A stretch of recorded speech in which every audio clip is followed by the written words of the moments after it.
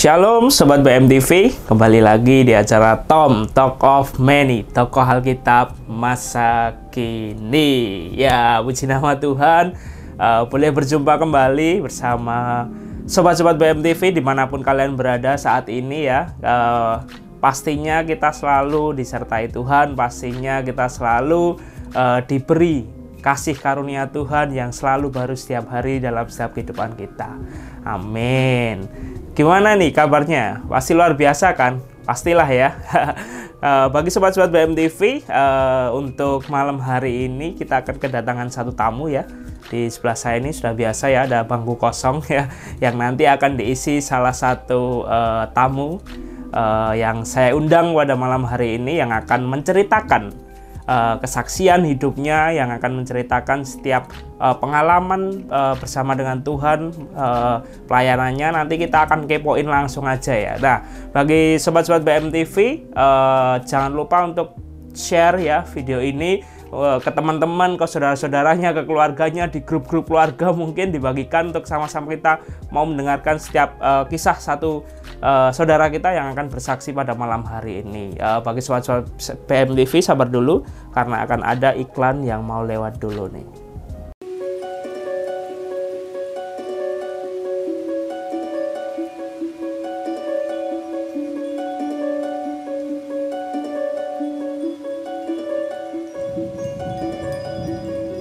Dikejar deadline, tapi inspirasimu tidur. Ada yang seru nih buat kamu, Awakening Cafe.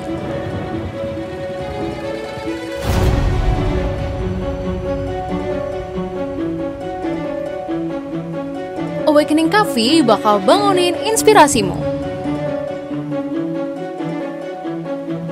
Caranya gampang banget, tinggal kunjungin booth Awakening Cafe di Jalan Kabut nomor 99 RT 1 RW 23 Panggung Rejo, Jebres, Surakarta.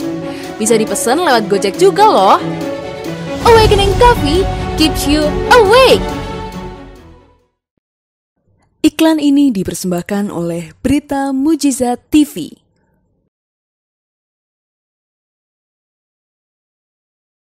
Shalom Sobat BMTV, kembali lagi di acara Talk of Many, tokoh Alkitab masa kini.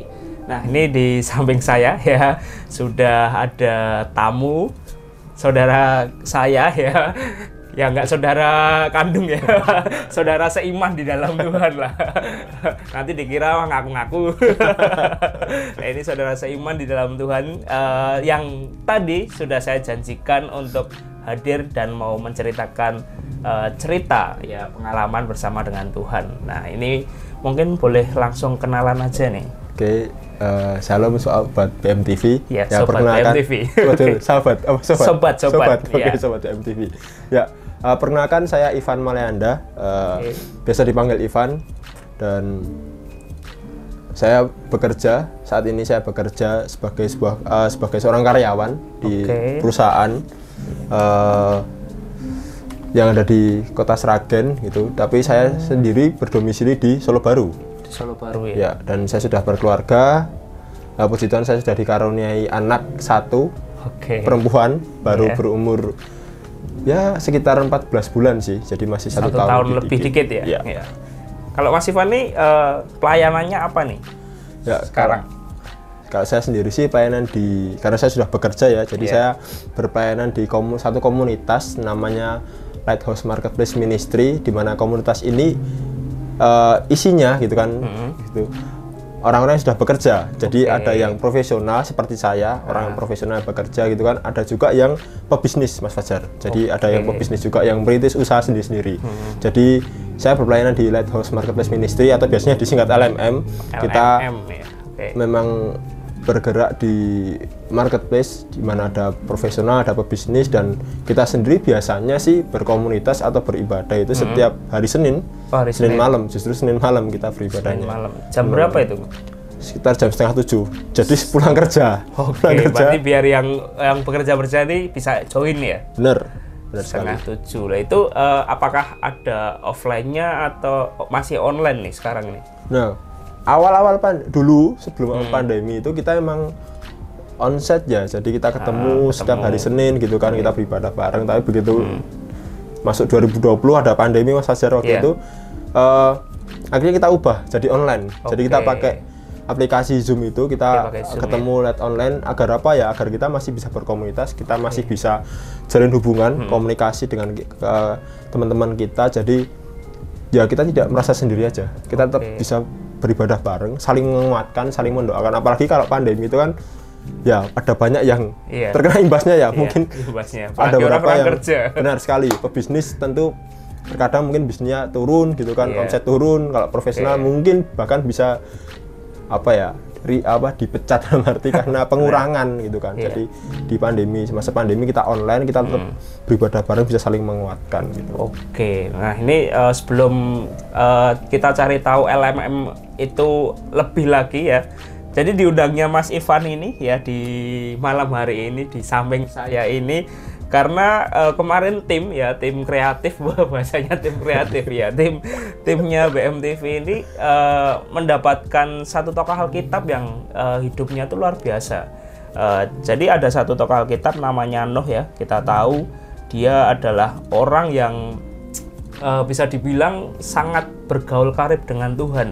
Bahkan Tuhan itu ngomong dia itu tidak bercela di zamannya pada waktu itu. Nah dari situ waktu itu padahal di zamannya Nuh itu mungkin seluruh dunia, seluruh orang-orang itu kehidupannya sangat rusak gitu loh.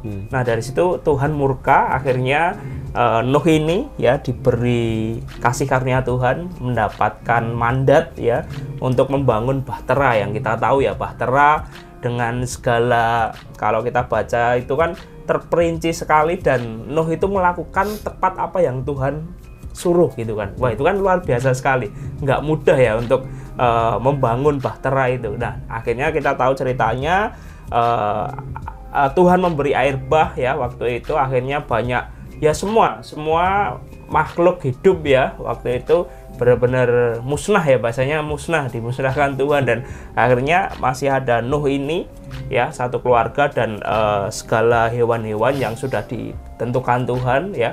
Akhirnya waktu itu Tuhan memberi kehidupan untuk bertambah banyak keluarganya Nuh, akhirnya memenuhi bumi ya. Itu kan luar biasa sekali ya, luar biasa sekali kehidupan Nuh ini. Lah ini saudara, di samping saya ini ada Mas Ivan ya, yang kebetulan ya kita undang untuk memberikan cerita ya, memberikan cerita. Mungkin Mas Ivan ini adalah Nuh di zaman sekarang nih ya. Kan Mas Ivan ini kan sudah berkeluarga, tadi sudah cerita, sudah membangun ya keluarga gitu kan. Nah ini kira-kira nih untuk Mas Ivan nih pertanyaannya ini, yang pertama ini sudah berapa lama sih Mas Ivan membangun rumah tangganya ini? Ya, saya sudah berapa tahun? Menikah itu sejak 2019 akhir, jadi kurang lebih 2 tahun lah ya. Saya sudah berumah tangga tuh. Oke, jadi udah 2 tahun. Nah ya ini kan, jadi ini saudara, Mas Ivan ini ya, kalau buat saudara-saudara, karena kan saya sudah kenal nih, karena sudah kenal jadi agak tahu cerita-ceritanya ini. Jadi kan Mas Ivan kan domisili di Solo Baru. Nah sebelumnya ini Mas Ivan tinggal di mana sih sebelum di Solo Baru itu? Sebelum di Solo Baru saya tinggalnya di Palur, jadi perbatasan antara Solo dengan Karanganyar. Karena kebetulan orang tua saya itu tinggalnya di Karanganyar. Terus waktu itu istri juga rumahnya daerah Palur dekat situ. Kenapa kok awal-awal nikah saya memutuskan di daerah Palur? Karena saya sendiri bekerja di Sragen. Jadi untuk teman-teman dari informasi gitu kan, tempat saya kerja dengan tempat istri saya bekerja itu jaraknya sangat jauh. Jadi beda kabupaten. Mentang ya, bahasanya mentang kalau bahasa Jawanya itu. Dan Palur itu ada di tengah-tengahnya. Itu kenapa kita cari awal-awal nikah itu kita cari kontrakan di situ ya, biar nggak ada yang saling dirugikan, dalam arti saya yang lebih dekat atau istri saya yang lebih dekat, jadi kita cari yang di tengah-tengah. Itu kenapa kita tinggal di Palur waktu itu. Oke, nah itu kan baru kita tahu ya, maksudnya jaraknya itu sangat jauh. Lah ini ada cerita yang lebih unik ya, bisa dibilang unik, aneh untuk keputusan yang mungkin bisa diambil lah. Sekarang kan pindah nih, Mas Ivan kan pindah di Solo Baru. Nah itu kan kalau Solo Baru sama tempat kerjanya Mas Ivan Sragen itu lebih jauh lagi. Itu alasannya kenapa itu Mas Ivan, kalau boleh tahu nih? Gini, kenapa saya ambil rumah ya, bisa dibilang beli rumah di daerah Solo Baru yang notabene jaraknya kalau dari Palur dulu saya ke tempat kerja itu paling maksimal 20-25 menit lah perjalanan. Ya hampir setengah jam gitu ya. Setengah jam. Dan sekarang ketika saya sudah pindah di Solo Baru ke Sragen 2 kali lipat. 2 kali lipat. Bisa 1 jam, bisa 1 jam lebih gitu 1 jam lebih, iya. Iya. Kenapa kok bisa cari rumah yang sangat jauh? Jadi alasannya adalah seperti ini teman-teman atau sobat BMTV. Ketika saya dikaruniai Tuhan seorang anak waktu itu,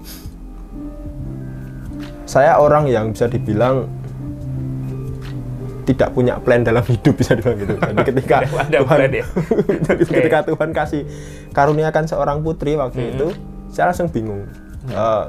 Saya mau membangun keluarga saya seperti apa gitu kan.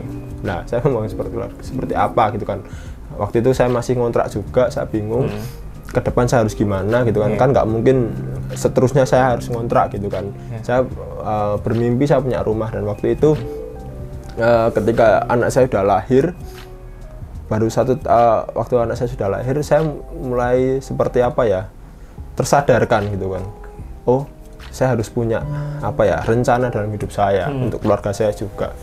Ya waktu itu saya ambil waktu ya kan, Mas Fajar, saya ambil waktu.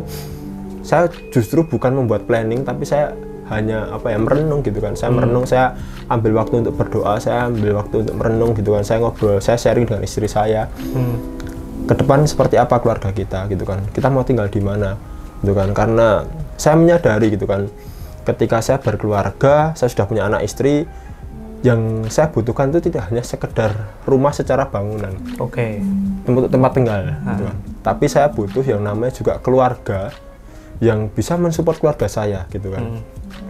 Yang bisa merupakan keluarga rohani gitu kan. Keluarga di luar keluarga inti saya gitu kan, yang bisa mensupport keluarga saya pribadi, istri dan anak saya, tidak hanya sekedar materi tapi bahkan hal-hal rohani gitu kan, spiritualitas yang saya butuhkan gitu kan. Gitu. Itu kenapa akhirnya saya memilih untuk pindah ke Solo Baru yang notabene jaraknya sangat jauh dari tempat kerja saya.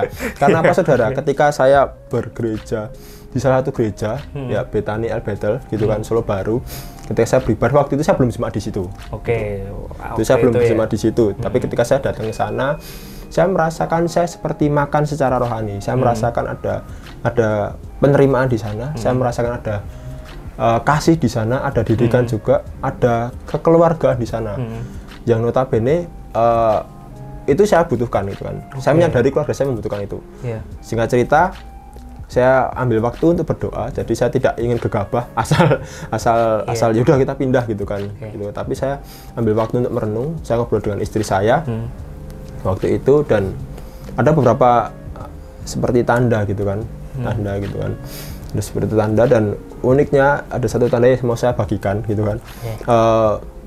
Ketika saya sudah menikah, saya kan cukup terutama istri saya itu di gereja saya yang dulu sebelum saya pindah di Bethany itu kan, istri saya cukup aktif karena dari kecil istri saya bergereja di satu gereja itu, dan cukup aktif, kenal dengan banyak hamba Tuhan di sana dan pendeta gitu. Tapi ketika kami sudah menikah, kami justru seperti kehilangan bagian di gereja kami waktu itu. Jadi tidak tidak ada yang merangkul ya istilahnya gitu. Karena kami kan baru keluarga muda. Sebenarnya di gereja saya itu ada sih ibadah untuk keluarga muda, ada. Tapi seperti tidak berfungsi, dan kami tidak merasakan gitu kan. Tapi ketika berjalannya waktu, kok ada nih gitu kan hamba Tuhan dari gereja Bethany itu tiba-tiba datang ke rumah, main ke kontrakan saya sama istri, sharing, dan di situ saya kok merasakan gitu kan, ya perasaan seperti ini tandanya dari Tuhan gitu. Itu kenapa saya akhirnya mengambil keputusan, memantapkan hati dengan istri saya untuk oke lah, kalau kita cari rumah gitu kan, kita cari rumah di Solo Baru. Tujuannya apa? Biar kita dekat dengan gereja. Aneh, bukan untuk dekat dengan pekerjaan, tapi dekat dengan gereja, dekat dengan komunitas. Agar apa? Ya agar kami bisa bertumbuh. Saya dan istri bisa bertumbuh di tempat yang tepat, bahkan bisa ikut ambil bagian di sana, ya mengerjakan apa yang sudah Tuhan percayakan dalam keluarga kami. Jadi itu alasannya, justru alasannya untuk dekat dengan gereja, dekat dengan keluarga rohani dan komunitas waktu itu. Wah, ini dengar alasannya itu gimana ya, saudara? Agak aneh ya, maksudnya kan tadi ambil keputusan cari kontrakan di tengah-tengah nih, ya jarak 20 menit gitu ke tempat kerja. Nah, sekarang ini malah jaraknya itu 1 jam lebih ke tempat kerja. Ini kan bisa dibilang agak keputusan yang aneh ya, secara mata manusia memandang ya, mungkin ya. Bener. Karena kan pasti kan ada korban yang harus diberi itu setiap hari itu ya kan. Jelas. Ya. Setiap hari kerja ya 1 jam berangkat, pulangnya 1 jam, saudara. Jadi naik motor ya. Naik motor. Bukan naik Helikopter. KRL ya, kalau di Solo nggak ada KRL gitu. Nah ini kan benar-benar ada harga yang harus dibayar ketika Mas Ivan ini boleh ambil keputusan untuk cari rumah di Solo Baru, dan karena pengen dekat dengan keluarga rohani. Ya, itu kan benar-benar ya luar biasa sekali lah keputusannya gitu kan. Maksudnya secara rohani itu pasti ya Tuhan apa ya, berterima kasih gitu mungkin ya dengan setiap keputusan yang boleh diambil oleh Mas Ivan ini, karena kan nggak gampang, nggak mudah sekali ya untuk ambil keputusan itu. Pasti banyak hal yang harus dikorbankan seperti itu. Nah ini ngomong-ngomong nih Mas Ivan, baru pindah itu berapa lama ya? 2 bulan mungkin, hampir 2 bulan sih. Oke, hampir 2 bulan. Nah itu kan sudah merasakan nih, capek nggak sih? Maksudnya kan sudah mengambil keputusan terus menanggung resikonya lah. Itu menanggung resikonya itu selama ini gimana rasanya itu? Kalau ditanya capek enggak, secara fisik pasti capek ya. Iya. Perjalanannya 2 kali lipat gitu kan. Iya. Saya 1 jam perjalanan berangkat, apalagi pulang, padahal sudah capek kerja tapi harus pulang gitu kan. 1 jam perjalanan ya pasti capek. Tapi ada apa ya Mas Fajar, ada damai sejahtera rasanya tuh, ada sukacita, dan sampai 2 bulan ini tidak ada penyesalan untuk saya ambil keputusan. Tidak ada penyesalan ya. Meskipun jaraknya semakin jauh gitu kan, tapi saya tidak merasa ada penyesalan gitu kan. Kenapa kok jauh banget rumahnya gitu? Sama sekali tidak. Saya justru merasa ada apa? Ada damai sejahtera, ada sukacita, dan ya apa? Senang aja gitu kan. Saya bisa sedikit kesaksian. Jadi di gereja tempat saya bergereja sekarang di Betani itu kan setiap Sabtu pagi itu kan ada doa fajar jam 4. Seperti namanya Mas Fajar. Doa saya. Doanya Mas Fajar. Doa fajar jam 4 pagi. Dan ketika sebenarnya kan saya berpindah itu kan sebelum saya, jadi saya bergereja di Betani itu sebelum saya pindah rumah Mas Fajar ya. Jadi waktu itu saya pindah ke Betani, tapi saya masih ngontrak ya waktu itu di Pak Lur. Nah ada beberapa hal contoh seperti doa fajar itu saya sebenarnya ingin ikut gitu kan, tapi kan jarak jauh gitu kan dari Pak Lur ke Solo Baru. Belum kalau Sabtu kan saya masih kerja. Jadi ya, tapi begitu saya berumah di sini deket dengan gereja, saya bisa ambil waktu untuk saya doa, datang doa fajar. Ada sukacita di situ, ada ya sebelum bekerja gitu kan, mengawali hari dengan datang ke rumah Tuhan gitu kan, berdoa sama jemaat yang lain, ya ada sukacita, ada kekuatan rasanya gitu kan. Wow. Ya dengar kesaksian Mas Ivan ini kan luar biasa sekali ya saudara. Benar-benar banyak yang harus dikorbankan ya untuk agar pribadinya bertumbuh di dalam Tuhan, untuk keluarganya bertumbuh di dalam Tuhan, dan nggak cuman sekedar memikirkan materi ya bahasanya, nggak memikirkan sekedar jasmani, tapi benar-benar bahkan rohani itu yang sangat penting gitu kan. Nah ini Mas, masuk pertanyaan selanjutnya nih. Nah ini mungkin agak mungkin sulit dalam membangun rumah tangga itu selama ini ya, maksudnya kan saya kan belum berumah tangga ini ya, akan nanti ya. Nah ini kan tanya-tanya Mas Ivan nih, apakah mungkin sebelum mempunyai anak gitu kan, apakah menyiapkan nilai-nilai ya, atau nilai-nilai dasar atau plan-plan yang untuk rumah tangganya nanti bisa dibilang ya nanti biar ya sukses gitu.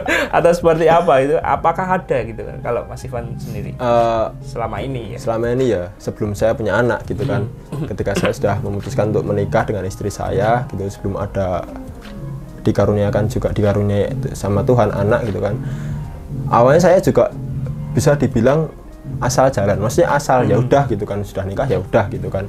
Tapi lambat laun gitu kan saya mulai menyadari gitu, kenapa kok Tuhan izinkan saya berkeluarga gitu kan, kenapa kok Tuhan izinkan saya menikah gitu kan di tahun itu, waktu itu. Dan saya juga dalam hati ada pertanyaan toh gitu, jadi Tuhan punya rencana apa ini ya. Saya yakin dan percaya gitu kan, Tuhan nggak asal gitu kan mengizinkan kita untuk menikah, atau pribadi saya untuk menikah, pasti ada maksud Tuhan di situ. Dan saya waktu itu ya saya mencoba, Mas Fajar, jadi mencoba untuk apa ya, nilai-nilai apa sih gitu yang harus saya hidupi di keluarga saya gitu kan. Karena kebetulan istri saya itu adalah satu komunitas dengan saya gitu kan, sama-sama pelayanan sejak dari sekolah gitu kan.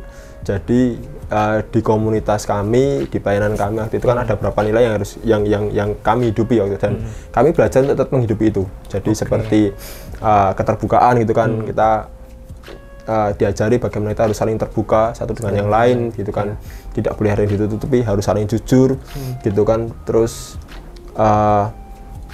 ya kalau kita bilang gitu kan, istri juga harus menghormati suami, tapi juga suami pun juga harus menghormati istri. Jadi nilai-nilai itu yang saya ambil gitu kan. Saya tidak punya planning khusus, saya pengen keluarga saya seperti ini gitu kan. Tapi saya belajar untuk justru menaruh ya Mas Fajar ya, menaruh ekspektasi saya, menaruh keinginan saya belajar untuk, ya mungkin kedengarannya memang seperti rohani banget toh Mas Ivan ini, tapi apa ya saya cuma belajar membuka hati saya gitu kan. Tuhan pengennya seperti apa, saya mencoba mengikuti itu gitu kan. Karena lagi-lagi ketika saya berkeluarga itu Tuhan izinkan, berarti Tuhan percayakan sesuatu. Itu pemberian Tuhan, berarti bagian saya adalah saya harus bertanggung jawab kepada Tuhan dengan keluarga saya gitu. Itu kenapa saya membuka hati saya tanya sama Tuhan, apa yang saya hidupi di waktu di komunitas, seperti nilai-nilai tadi yang saya sebutkan, kemudian apa yang kita katakan, bagaimana suami harus menghormati istri, istri harus menghormati suami gitu kan, harus ada keterbukaan, harus saling jujur, bahkan sesimpel hal-hal yang sensitif di keluarga, keuangan gitu-gitu kan, saya juga belajar untuk jujur sama istri saya, terbuka, kita buat planningnya bersama-sama, ya itu yang kami hidupi sejauh ini gitu kan. Jadi tidak ada yang namanya visinya Ivan atau visinya Elis gitu kan. Tapi ya Tuhan maunya apa, kita belajar sepakat di situ, kita hidupi. Jadi emang nggak ngeplan yang ekspektasi muluk-muluk ya Mas ya. Ya karena mungkin kan banyak kan orang-orang ya, bisa dibilang orang-orang dunia sekarang itu kan bahkan mungkin ada tutorial ya di YouTube ya. Plan-plan ya, tips and trick untuk membangun rumah tangga yang harmonis, yang sukses gitu kan. Tapi emang semua ekspektasi kita taruh di Tuhan lah ya, ke tangan Tuhan, biar ya Tuhan yang berkehendak dalam keluarganya Mas Ivan sama Mbak Elis gitu kan. Nah, luar biasa sekali saudara. Nah ini lanjut lagi nih Mas, pertanyaan selanjutnya nih. Berat gak sih Mas Ivan ini dalam membangun rumah tangganya? Ya kan Mas Ivan ini kerja ya, masih pelayanan, bisa dibilang pelayanannya kan juga jadi pengurus ya misalnya kan. Ya bahasanya jadi pengurus ya, mungkin lebih aktif ya seperti itu. Nah, terus masih udah punya momongan juga, harus mendidik anak dan lain sebagainya. Kira-kira dari pengalaman Mas Ivan ini gimana? Ya, saya lagi karena yang saya pikirkan gitu kan, yang saya harus kerjakan itu kan nggak cuma keluarga saya pribadi, nggak cuma istri dan anak saya, tapi jadi ada tanggung jawab, ada mandat dari Tuhan untuk mengerjakan komunitas ataupun bahkan mengerjakan juga gereja di mana saya bekerja juga, bergereja ya, bukan bekerja, bergereja juga. Tapi ya tentu ada beratnya juga. Kadang kan juga ada satu kasus Mas Fajar, saya jadi kesaksian, tapi waktu itu ini yang saya ambil kesaksiannya ya waktu saya belum punya anak ya, jadi waktu anak saya itu belum lahir, jadi istri saya waktu itu masih hamil muda, itu sebelum pandemi, jadi benar-benar sebelum pandemi, awal tahun 2020 lah waktu itu, sebelum pandemi, tapi istri posisi sudah hamil muda. Ada satu waktu saudara, jadi ada tanggal merah di hari Sabtu, jadi ceritanya gitu, jadi weekend gitu kan, tanggal merah. Kita sudah ngeplan, saya sama istri jauh-jauh hari, ada weekend nih, long weekend gitu kan. yuk main gitu kan, ya, main pergi ya, wisata, staycation, apalah itu. Ini kita mau ambil waktu untuk kita quality time lah ya dengan istri gitu kan. Tapi selang beberapa hari sebelum hari H itu ada teman gitu kan ngajak, Van, ayo ikut pelayanan ikut pelayanan yuk ke Jakarta waktu itu ya, ke Jakarta gitu kan. Yuk temenin saya gitu kan. Nah, waktu itu saya gitu kan, wah sudah punya planning dengan istri, tapi ada seperti itu kan, ada ajakan gitu kan. Ya akhirnya saya ambil tanggal merah saya untuk pergi ke Jakarta waktu itu. Tapi nah di sini saudara, kenapa tadi saya sedikit share tentang nilai keterbukaan ya. Waktu itu ketika saya dapat ajakan dari teman saya waktu itu ya, saya langsung ngobrol dengan istri saya. Jadi saya nggak ambil urusan, oh nggak bisa mah gitu kan, nggak bisa liburannya nggak jadi gitu. Saya pelayanan buat Tuhan. Ya nggak seperti itu, karena saya punya tanggung jawab gitu kan di keluarga saya gitu kan. Akhirnya saya ajak istri saya ngobrol, mah gini gitu kan. Tanggal hari Sabtu saya harus ada pelayanan gitu kan di sini. Gimana kalau saya berangkat dulu, nanti kita cari waktu lagi gitu kan untuk kita liburan dalam arti seperti itu. Ya akhirnya ya pasti kan yang ya waktu itu memang sedikit ada ngambek saya gitu kan, tapi akhirnya dia bisa menerima gitu kan. Ya dari apa? Karena saya terbuka, karena saya ajak ngobrol, kita untuk saling kita bisa mengerti satu dengan yang lain. Akhirnya saya ambil keputusan, ya udah saya berangkat ke Jakarta. Saya Jumat sore saya pulang kerja, saya langsung berkemas, sampai rumah berkemas, saya langsung ke stasiun, saya langsung berangkat ke Jakarta gitu. Langsung ya udah nggak jadi. Ya, itu salah satu contoh Mas Wajar yang saya alami itu, memang ngikut Tuhan gitu untuk membangun keluarga. Apalagi kalau ngomong Tuhan pakailah keluarga aku, ya terkadang memang ada beberapa harga yang harus dibayar gitu. Tadi contohnya, salah satu contohnya itu tadi sih.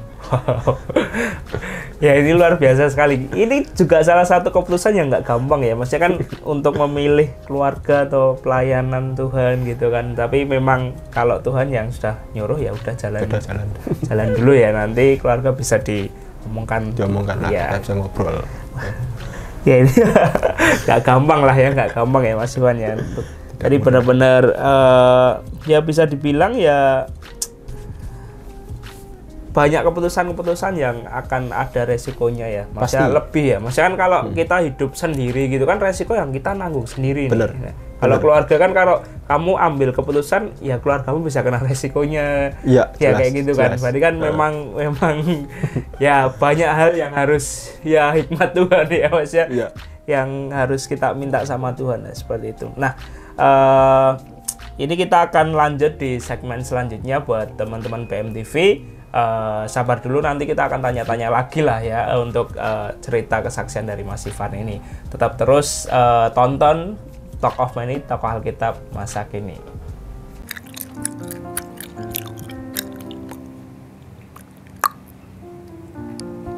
Kak, nyuwun permen karete. Bu, adek niki lho nyuwun permen karet terus. Aja dikei, Kak. Goro-goro ora sengaja ngelek permen karet dadi mondok ning rumah sakit. Ya, ibu lho, aku pengen permen karet, Bu.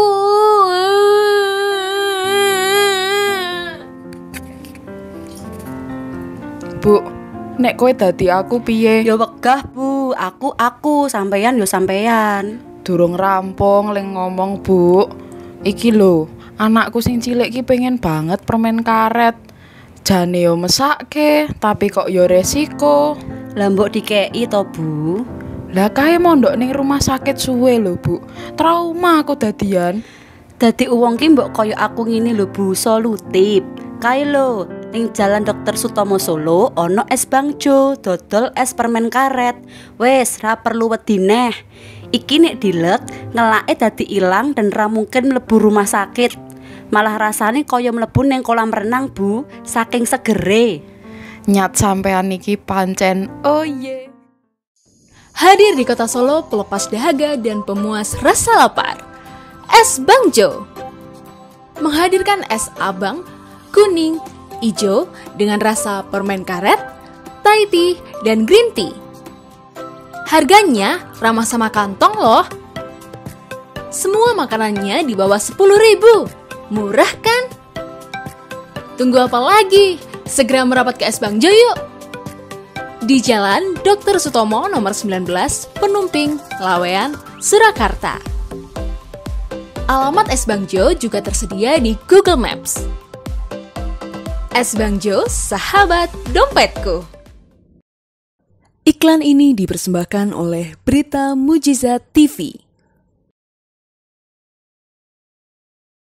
Shalom Sobat BMTV ya, kembali lagi di Talk of Many, tokoh Alkitab masa kini. Nah tadi kan kita sudah dengar nih ceritanya Mas Ivan dalam membangun rumah tangga gitu kan. Bisa dibilang ya mungkin ya emang belum lama, tapi banyak hal cerita yang luar biasa sekali kita boleh dengar. Maksudnya dalam membangun rumah tangga itu ternyata nggak gampang gitu ya, agak berat-berat, tapi ya kita harus taruh semua lah, maksudnya keluarga kita di dalam tangan Tuhan lah ya, gitu ya Mas Ivan. Nah ini kita akan lanjut tanya-tanya sama Mas Ivan ini tentang pelayanannya nih. Kan tadi sudah cerita di awal ya, di awal banget tadi kan sudah cerita pelayanannya di Lighthouse Marketplace Ministry ya, bisa disingkat LMM ya. Ini itu kan persekutuan orang-orang kerja kan Mas, persekutuan orang-orang yang sudah bekerja kan, mungkin agak jarang denger ya, mungkin anak-anak muda mungkin jarang denger ya, karena kan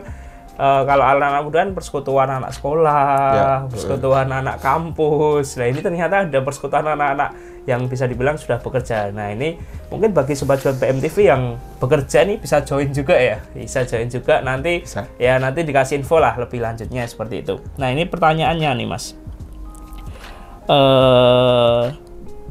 mana ini tadi pertanyaannya? Hilang ya. Mas Ivan ini kan di pelayanannya kan kira-kira ada nggak sih cara gitu kan, mungkin dalam membangun komunitas di Lighthouse Ministry itu kan mungkin cara jangkau jiwanya gimana, mungkin jiwa-jiwanya itu dapat dari mana atau seperti apa gitu, gimana ini selama ini ya LMM? Selama ini ya, jadi karena saya sudah berpelayanan gitu kan, berkomunitas sejak saya masih sekolah gitu kan, dan waktu sampai hari ini pun sebenarnya beberapa ya, orang yang join di LMM ini sendiri juga sebenarnya teman saya berkomunitas dulu. Jadi karena masih satu angkatan dulu, sekolah-sekolah bareng, kuliah-kuliah bareng, dan begitu lulus kuliah bekerja ya bekerja bareng, dan kami ya ada beberapa itu yang memang masih satu angkatan dengan saya, tapi ada juga yang di luar komunitas kami dulu waktu masih bersekolah, dan cara kami menjangkaunya ya kami open sih. Jadi waktu dulu sebelum pandemi enak Mas Fajar kalau membangun komunitas itu, kita ibadah onsite gitu kan, kumpul di satu tempat, kita ya membangun komunitasnya enak gitu kan, kita bisa ibadah bareng, bisa berdoa bareng, setelah ibadah kita bisa nongkrong bareng gitu kan, untuk wedangan gitu kan, kalau orang Jawa bilang wedangan gitu kan, kita bisa ngobrol di situ, kita bisa saling mengenal gitu. Tapi begitu masa pandemi itu cukup struggle ya, cukup sulit juga gitu kan, karena di mana-mana dibatasi, nggak mungkin juga nongkrong gitu kan. Terus waktu ibadah online pun juga rasanya beda kan gitu kan. Pasti beda gitu kan, pasti beda. Kalau ketemu langsung kan enak gitu kan, ya makan bareng gitu, ngobrol, bisa curhat, bisa saling doakan. Tapi begitu online kan sulit gitu, apalagi kalau sinyalnya ada masalah sinyal gitu kan ya, nanti masih ada masalah sinyal, pasti ada masalah sinyal, itu kan sulit. Tapi puji Tuhannya ketika hari-hari ini bisa dibilang mulai dibuka lagi gitu kan, untuk kita bisa beribadah bareng ya, kita kerjakan itu lagi. Jadi kita nggak mau hanya di zona nyaman ibadah online gitu kan. Jadi pulang kerja nyampe rumah mandi terus online, tinggal nyalakan HP, udah nggak kemana-mana. Bahkan mohon maaf mungkin bisa disambi kalau orang Jawa bilangnya, sambil makan sambil apa gitu kan, tiduran mungkin kalau sambil tiduran, parahnya kalau ketiduran itu parahnya gitu kan.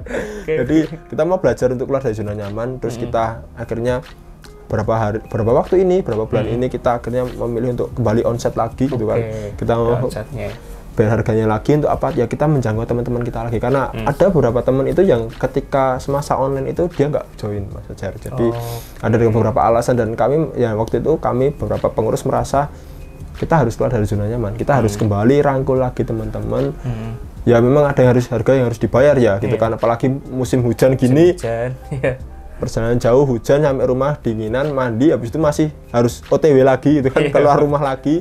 Tapi ya itu memang yang harus kita kerjakan. Kita harus membangun komunitas di situ, kita kembali pada onsite, kita bahkan terkadang kita harus ambil waktu di luar ibadah ya, jadi kita cari waktu, satu waktu kita contoh saya WhatsApp seseorang gitu untuk yuk kita ketemu yuk, sekedar nongkrong, tapi di situ kita nggak cuma nongkrong asal nongkrong aja, tapi ya kita bisa sharing, berbagi gitu, berbagi, karena mungkin kalau ibadah gitu kan mungkin kita 1 sampai 2 jam kita ibadah, mungkin sudah kemalaman, besok harus kerja, kadang nggak sempat untuk nongkrong dulu gitu kan, apalagi saya sudah punya anak gitu kan, kalau sudah selesai ibadah itu ya udah yuk buruan pulang gitu kan, sudah ada anak yang nunggu di rumah. Tapi ya beraganya apa, gimana caranya membangun komunitas, ya ambil waktu lagi korban waktu gitu kan, korban waktu untuk kita bisa ketemu teman gitu, sekedar sharing saudara. Kenapa kok nggak pakai telepon aja atau video call gitu kan, ada apa sekarang udah punya alat komunikasi, udah modern, tetap berbeda, tetap beda. Rasanya tetap beda. Kita ketemu itu ya gimana sih saudara gitu kan, ketemu saudara seiman gitu, kita bisa nongkrong, makan bareng, kita bisa sharing, kita bisa mendoakan langsung, tetap berbeda, itu rasanya tetap berbeda. Dan ya itu ada harga yang harus dibayar untuk membangun sebuah komunitas tadi. Wah, padahal ini baru mau saya tanyakan nih, bagaimana caranya Mas Ivan ini untuk membagi waktunya ya, bekerja, masih ngurus anak, berkeluarga, dan pelayanan, dan mungkin akan ada waktu-waktu di mana harus ketemu sama orang. Nah, itu kan banyak ya waktu ya yang harus diberi. Ini gimana ini? Maksudnya selama ini Mas Ivan nih? Selama ini ya tadi kembali ke apa ya, bisa bilang nilai-nilai yang saya hidupi di awal ketika saya membangun keluarga, apa komunikasi dan keterbukaan. Jadi ya saya nggak bisa langsung asal apa ya, begitu pulang mandi makan malam gitu langsung pergi gitu kan, Mas saya pergi dulu gitu kan, mau ketemu orang ya kan, nggak bisa seperti itu. Saya punya istri, saya punya anak lagi gitu kan, yang masih lucu-lucunya baru 1 tahun gitu kan, ya nggak bisa seperti itu. Saya juga harus bertanggung jawab gitu, apalagi kan sudah berkeluarga, sudah punya anak, ya saya ngomong bagaimana cara saya membagi waktu, ya saya ngomong sama istri saya, sepakat dulu. Dan biasanya sih saya membuat planning ya, jadi enggak mendadak gitu kan, pulang kerja mah aku ada janji gitu ya, nggak bisa seperti itu. Tapi saya biasanya sih cari waktu dulu, mah nanti aku hari ini gitu kan, tanggal sekian jam sekian aku mau keluar ketemu dengan si A si B gitu. Jadi istri juga mengetahui, dan semua sama-sama mengetahui, sama-sama enak. Jadi tidak ada yang namanya apa ya, merasa ditinggalkan gitu, atau merasa kok semaunya sendiri sih keluar-keluar gitu kan. Ya bagaimanapun kan sudah punya tanggung jawab di rumah, ya saya membagi waktunya seperti itu, komunikasi dengan istri, membagi waktu. Dan ya ternyata yang membayar harga itu nggak cuma saya, Mas Fajar. Begitu saya mengalami ini ya gitu, yang membayar harga itu nggak cuma saya sendiri, tapi istri saya pun juga membayar harga. Mungkin ada timbul pertanyaan, wong di rumah kok sama anak membayar harganya seperti apa? Ya saya mau sedikit kesaksian gitu, istri saya kan WFH, jadi di rumah itu nggak murni ibu rumah tangga, nggak murni cuma ngurusi anak saya, tapi istri saya juga bekerja gitu kan, dia punya tanggung jawab bekerja, tapi di rumah gitu kan. Dari pagi sampai saya maghrib lah, saya sampai rumah lah ya jam 6 gitu kan, istri saya sudah sama anak saya, sangat capek pasti gitu kan. Mungkin sobat BMTV yang sudah punya anak gitu kan, ibu-ibu muda yang sudah punya anak, apalagi masih kecil, masih balita, masih aktif-aktifnya bun gitu kan, itu kan sangat repot pasti, capek, menguras tenaga, menguras pikiran, apalagi sambil bekerja ya. Saya menyadari gitu Mas Fajar, ketika saya harus tinggalkan istri saya dan anak saya di rumah gitu, saya juga kepikiran sebenarnya sih, istri saya sudah capek, sudah bekerja, sudah nyiapin makan dan lain-lain, tapi kok harus saya tinggalkan. Tapi ketika saya merenung, ya itu bayar harga istri saya gitu. Itu kan mungkin saya ya ketika saya keluar dari rumah untuk pergi untuk ketemu dengan orang, ya itu bagian saya mengerjakan komunitas saya gitu kan. Tapi ketika istri saya ada di rumah, ya dia mengerjakan bagiannya untuk menjaga anak saya gitu kan, untuk menjaga di rumah. Dan bahkan mungkin dengan adanya istri saya di rumah, itu membantu saya gitu kan, membantu untuk saya itu jadi lebih tenang gitu kan, untuk pelayanan, untuk saya ketemu orang itu saya lebih tenang. Kenapa? Oh, anak saya di rumah dengan istri saya, dengan orang yang saya kenal, dan ya tenang saja gitu kan. Dan istri saya juga mengerjakan bagiannya dengan apa? Sebagai ibu dia menjaga saya dan mensupport saya secara tidak langsung. Ketika istri saya mengizinkan saya untuk pergi itu kan, dia mensupport apa yang saya kerjakan, yaitu saya rasa itu bentuk bayar harga istri saya gitu kan. Jadi tidak ada yang merasa yang bayar harga yang keluar rumah, enggak suka. Istri pun atau bahkan mungkin suami yang menjaga anak di rumah, membiarkan merelakan ya istrinya atau pasangannya untuk berpelayanan, ya itu bagi saya itu juga bentuk bayar harganya gitu kan, karena masing-masing punya bagiannya sendiri-sendiri gitu sih. Nah, ini bagi sobat-sobat BMTV ini jangan mungkin kalau melihat ada tetangganya yang keluarga muda itu, wah itu apa gini-gini. Enggak ya, saudara. Karena mungkin ada misi ya bahasanya yang harus dikerjakan. Jadi benar-benar nggak gampang juga ya. Maksudnya semua punya bagian, maksudnya di dalam keluarga suami punya bagian, istri pun juga punya bagian, dan itu semua berarti semua lah ya, seperti itu. Nah, dan waktu ya, balik neng waktu lagi. Jadi benar-benar banyak. Kalau kita nggak ada waktu ya buat waktu. Harus buat waktu, mau nggak waktu. Saya dan Mas Fajar kan sama-sama waktunya gitu kan. 7 kali 24 jam gitu kan. Ya harus buat waktu, mau nggak mau. Ketika harus banyak, mungkin harus ngurusi keluarga, harus pelayanan, jadi ya memang harus buat waktu gitu ya. Sendiri. Ya, oke. Nih lanjut pertanyaannya Mas Ivan ya. Nggak ada yang pilihan ganda Mas Fajar. Nggak ada, ini karena kita sudah tua ya, uraian, isai ya. Pertanyaannya isinya isai semua nih. Biar mudah. Pertanyaan nih Mas, kenapa sih mau mengerjakan LMM ini? Padahal kan bisa dibilang sudah berkeluarga, sudah bekerja, itu kan bisa dibilang sibuk-sibuknya orang ya. Apalagi punya anak kecil yang aktif-aktifnya, dan masih mau mengerjakan pelayanan Lighthouse Marketplace Ministry ini. Kenapa ini Mas Saif? Kenapa kok masih mau gitu kan?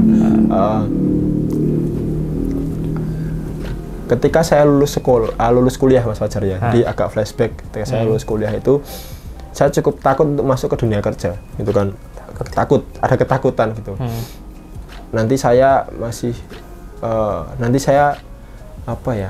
kemakan kerjaan nggak sih? Saya masih bisa berkomunitas nggak sih? Apakah saya akan sibuk dengan pekerjaan saya gitu kan? Ada beberapa ketakutan. Apakah saya masih menghidupi panggilan hidup saya gitu kan? Ada banyak ketakutan di sana. Tapi ketika saya akhirnya saya harus bekerja, ada satu kayak dorongan gitu dalam hati gitu.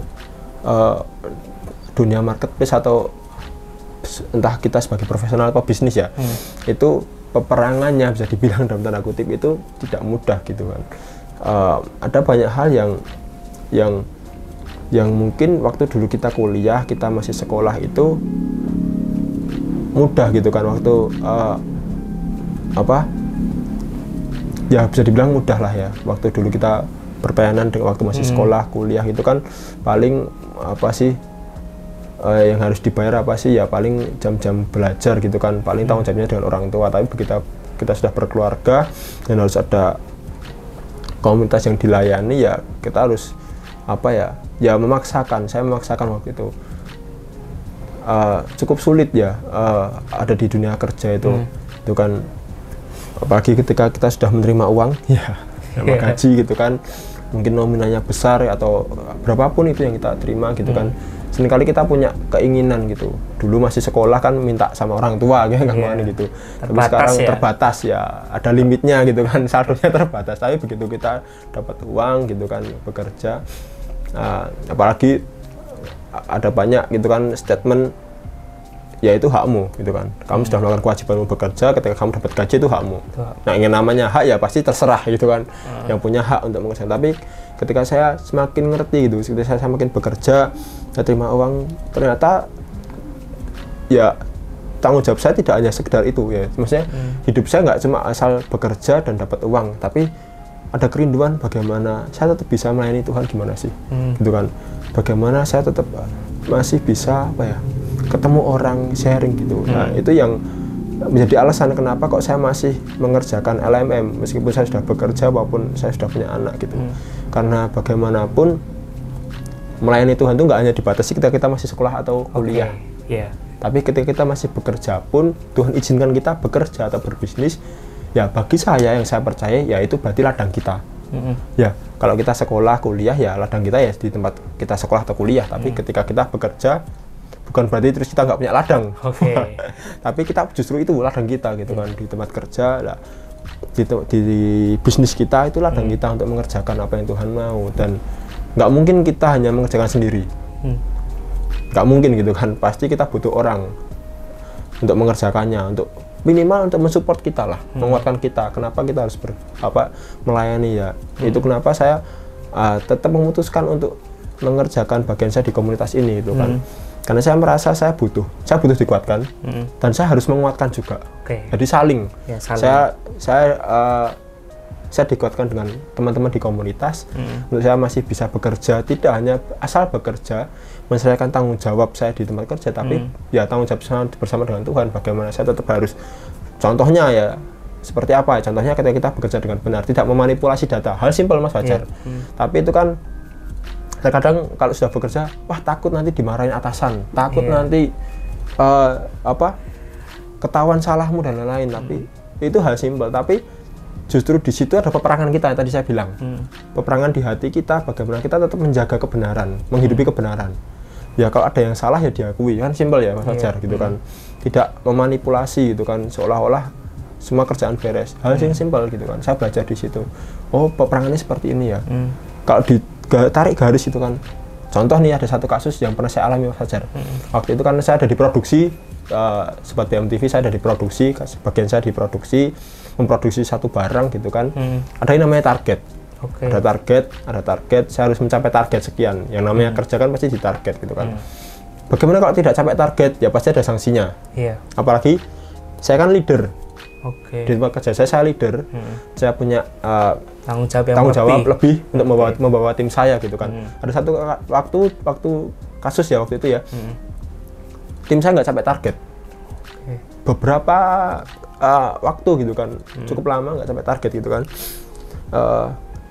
Kami biasa meeting mingguan gitu, mempresentasikan apa yang kami capai gitu kan. Beberapa minggu saya nggak sampai target. Waktu itu di satu meeting itu ada teman saya itu ya kita mencoba ngutak-atik data. Mencoba ngutak-atik data ya agar apa sih ya gampangnya biar nggak kelihatan salahnya di mana. Tapi waktu saya mengolah data itu ada suara di hati nurani saya gitu kan. Ya belajar terbuka, belajar jujur, jangan manipulasi data. Sudah waktu itu saya tampilkan data yang sebenarnya gitu kan. Data sebenarnya itu apa sih? Ya data yang tidak efisiensi atau target yang tidak tercapai karena memang itu kesalahan di tim saya. Jadi saya tidak bikin data untuk menyalahkan supporting atau divisi lain, tapi saya bikin yang real aja gitu. Saya menyadari karena tim saya masih banyak orang baru waktu itu, kita nggak sampai target, ya saya bagikan itu dan saya siap menerima resikonya gitu kan, dimarahin atau mungkin dapat teguran dan lain-lain. Saya menerima resikonya, saya siap. Tapi ketika saya tampilkan data itu sebenarnya, justru di meeting itu saya nggak dimarahin, nggak disangsi, tapi justru masalah saya itu di highlight di meeting dan dipikirkan bareng-bareng solusinya. Aneh ya, dipikirkan bareng-bareng solusinya dan saya diuntungkan toh gitu kan. Saya diuntungkan karena saya tidak lagi berpikir untuk tim saya sendiri, tapi ada atasan, ada rekan kerja saya yang sama-sama memikirkan dan ketemu solusinya gitu. Simple gitu kan. Kalau kita tidak menghidupi itu gitu kan, ya kita ada ketakutan, wah takut dimarahin, takut disanksi, takut kalau dikeluarkan dari tempat kerja nanti gimana dengan keluarga saya nganggur dan lain-lain. Ada banyak ketakutan seperti itu saudara. Tapi waktu itu ya saya belajar beranikan diri. Ya udah jujur aja gitu kan. Apapun resikonya saya tanggung. Tapi di situ Tuhan membela gitu kan. Peperangan seperti itu yang saya lihat di tempat kerja saya seperti itu. Itu baru di tempat kerja saya. Bagaimana dengan tempat kerja lain? Pasti akan lebih banyak yang besar. Itu kenapa saya tetap memutuskan untuk tetap berpelayanan di sini, membangun komunitas. Agar apa? Ya teman-teman saya itu bisa bekerja dengan benar gitu. Maksudnya nama Tuhan juga dimuliakan di tempat kerja gitu kan. Orang akan bisa lihat bahwa oh kerja itu nggak asal kerja, tapi kerja itu juga tempat kita pelayanan, tempat kita menghidupi kebenaran gitu kan. Jadi contoh di sana gitu sih. Nah nih bagi sobat-sobat PMTV nih denger ya, mungkin bagi sobat-sobat PMTV dimanapun kalian berada, mungkin kalian yang sedang bekerja ini mungkin bisa join nih ya di LMM setiap hari Senin ya Mas? Senin jam setengah tujuh malam hari Senin. Ada Zoom juga ya tapi ya maksudnya walaupun udah onsite tapi ada online-nya juga nih. Bagi sobat-sobat PMTV bisa join nanti, bisa kepoin di Instagramnya @lmm_id @lmm_id ya ini. Nah bagi sobat-sobat PMTV nanti bisa kepoin sana lah, bisa DM ya, DM tanya-tanya boleh lah nanti. Nah tadi kan Mas Ivan sudah cerita luar biasa sekali ya maksudnya, banyak lah maksudnya keputusan-keputusan yang harus diambil, apalagi di tempat kerja ini kan nggak gampang ya, apalagi kalian yang masih umurnya masih muda baru lulus SMK sudah langsung bekerja, biasanya seperti itu kan langsung dimakan ya, maksudnya dimakan uang atau banyak, itu banyak karena banyak teman-teman saya juga seperti itu dulu, pengennya bekerja agar pelayanan, agar bisa membantu pelayanan. Itu banyak sekali omongan seperti itu, tapi pada kenyataannya ya hilang dimakan dunia, bisa dibilang seperti itu. Tapi bukannya mau mengejudge, tapi benar-benar ayo kita sama-sama gitu, walaupun kalian bekerja ya ayo cari komunitas yang tepat ya, cari komunitas yang bisa membangun kalian, bisa menjaga kalian walaupun kalian di tempat kerja, di tempat baru itu akan ada tantangan-tantangan yang baru yang harus kita lewati gitu ya. Dan itu luar biasa lah maksudnya dari ceritanya Mas Iwan tadi. Nah ini yang terakhir nih, hampir terakhir ya, hampir terakhir nih. Ada harapan nggak sih Mas Ivan sendiri untuk keluarganya pribadi mungkin ke depan ini, dan sama mungkin pelayanannya di LMM ini di tahun-tahun ke depan ini ada nggak sih? Ya kalau untuk keluarga saya sendiri sih ya harapannya adalah saya, istri saya dan anak saya ya itu semakin hari ya semakin mengenal pribadi Tuhan. Jadi semakin menjadi garam dan terang di tempat kerja kami masing-masing gitu kan. Terutama untuk anak saya ya, saya punya harapan gitu kan. Saya dulu kan orang yang nakal gitu kan. Jangan sampai anak saya juga mengalami hal seperti itu gitu kan. Itu kenapa dari kecil saya belajar, dari anak saya kecil gitu kan. Saya mencoba mengajari anak saya ya sesimpel untuk dididik yang benar gitu kan. Doa gitu kan. Terus ya bangun tidur doa, sebelum tidur doa. Ya hal dimana ngasih MP3 gitu kan, ngasih MP3 rohani itu. Jadi harapan saya emang dari untuk keluarga saya sendiri sih ya semakin hari kami semakin semakin mengenal pribadi Tuhan, kami boleh semakin melayani Tuhan di tempat kerja kami masing-masing, di komunitas kami masing-masing. Anak saya juga boleh semakin bertumbuh gitu kan, untuk semakin ya tidak seperti saya dan istri saya dulu mungkin waktu masih nakal gitu. Dia boleh dari kecil boleh melayani, boleh bersekolah menjadi anak yang pintar, anak yang ya bisa menjadi perpanjangan tangan Tuhan lah dimanapun dia berada. Itu untuk keluarga saya. Dan untuk komunitas saya sendiri, untuk LMM, harapan saya ke depan ya Tuhan boleh pakai kami lebih luar biasa lagi gitu kan. Tidak hanya ada tidak hanya mengerjakan di Solo, Surabaya, Ambon maupun di Jakarta, tapi Tuhan boleh bukakan di kota-kota lain gitu kan. Amin. Tuhan boleh bukakan di kota-kota lain, dan ya harapan saya adalah terutama untuk kami LMM itu sendiri, kami semakin mengerti hatinya Tuhan, kami boleh semakin berani membayar harganya. Tadi saya bilang berani membayar harganya lebih lagi untuk mengerjakan ini, karena lagi-lagi ini pekerjaan Tuhan, ini bukan pekerjaan manusia. Harapan saya adalah Tuhan terus menyertai kami, Tuhan terus ajari kami, dan kami boleh setia dalam perkara kecil, sehingga ke depan Tuhan boleh percayakan kami perkara yang lebih besar. Dan kami boleh menjadi berkat gitu kan, menjadi ya seperti namanya lighthouse, menjadi menara mercusuar ya untuk orang-orang di sekitar kami di tempat kerja maupun di bisnis. Itu sih harapan saya, Mas Fajar. Oke, wah ini kita sama-sama doakan ya biar harapannya ini tercapai ya Mas ya. Amin, amin. Ya pasti Tuhan yang akan selalu berkehendak, Tuhan yang akan selalu menyertai setiap apapun yang boleh Mas Ivan ini boleh kerjakan di Lighthouse, sama keluarganya selalu diberkati Tuhan ya. Amin, amin. Nah ini yang terakhir, kalau ini yang terakhir beneran. Beneran ya, serius Beneran, ya. serius ini. Mas Ivan boleh kasih pesan-pesan nggak sih buat sobat-sobat BMTV yang mungkin sobat-sobat BMTV ini bekerja terus masih pelayanan seperti itu, mungkin kasih pesan-pesan nih apa nih? Pesan dari saya sih seperti ini ya teman-teman ya, sobat BMTV. Mau kita bekerja maupun kita berbisnis, itu semua karena Tuhan percaya gitu aja. Jadi ketika saya bekerja pun, ketika kita bekerja sebagai profesional di tempat kerja kita, berarti Tuhan percayakan kita gitu kan, untuk menjadi perpanjangan tangan Tuhan di sana gitu kan. Tidak hanya ketika kita bekerja itu tidak hanya Tuhan ingin itu, tidak hanya kita mencari uang gitu kan untuk memberkati keluarga kita, gak seperti itu, tapi Tuhan punya rencana juga di tempat kerja kita. Dan untuk yang kita berbisnis pun, ketika Tuhan percayakan kita dengan suatu bisnis ya, lagi-lagi bukan hanya soal mencari uang, mencari laba segede-gedenya gitu kan, tapi bagaimana kita juga bisa menjadi bapak-bapak rohani mungkin, bahkan untuk karyawan kita gitu kan. Itu kenapa pesan saya untuk teman-teman yang saat ini yang sudah berkeluarga, yang bekerja sebagai profesional maupun bisnis, ya apa yang sudah Tuhan percayakan di hidup saudara, entah itu pekerjaan maupun bisnis ataupun keluarga, ya belajar bertanggung jawab sama Tuhan gitu kan. Kerjakan apa yang menjadi maunya Tuhan gitu. Jadi jangan gunakan pekerjaanmu atau bisnismu atau keluargamu itu menjadi alat, menjadi media untuk kamu mencapai apa yang kamu mau gitu kan. Apa yang menjadi goal dari keluargamu pribadi ya, secara pribadi ya, tapi belajar untuk pekerjaan, bisnis dan keluarga ini bisa menjadi mesbah bagi Tuhan gitu kan.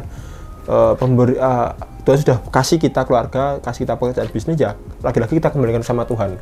Sehingga pekerjaan kita itu, bisnis kita itu, bahkan keluarga kita pun bisa dipakai Tuhan luar biasa, bisa menjadi berkat dimanapun kita bekerja, berbisnis. Sehingga ya selainnya kita menerima kasih Tuhan, ya kita bisa membagikan kasih Tuhan itu di tempat kerja kita pun di bisnis kita. Gitu aja sih Mas Fajar. Pesannya luar biasa sekali sobat-sobat BMTV ya, pesan-pesan dari Mas Ivan ini ya. Ketika kita sudah diberi sama Tuhan ya, mungkin keluarga, mungkin tempat bekerja, komunitas, ya itu waktunya kita bertanggung jawab ya akan semua hal yang Tuhan boleh percayakan ya. Dan waktunya juga untuk kita mengembalikan kepada Tuhan ya. Soli Deo Gloria ya. Semua hanya bagi nama Tuhan. Wah, ini terima kasih sekali. Terima kasih sekali buat Mas Ivan malam hari ini, sangat luar biasa.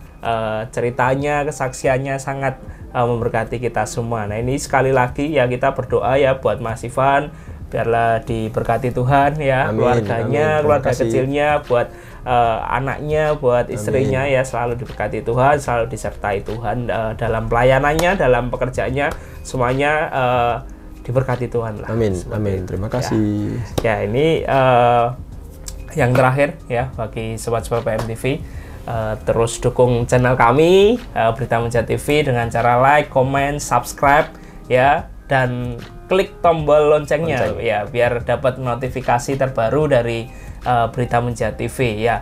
Sekali lagi terima kasih Mas Ivan. Sama-sama Mas Fajar. Waktunya terima kasih juga sudah dipercayakan. Ya. Terima kasih buat waktunya boleh hadir di BMTV ini. Nah, mungkin nanti lain kali bisa hadir lagi ya. Ya, mungkin ada cerita yang baru mungkin ya nanti. Amin. Ya, terima kasih buat sobat BMTV dimanapun kalian berada ya. Kita sekali lagi Fajar pamit dan Ivan pamit. Terima kasih, Tuhan Yesus memberkati.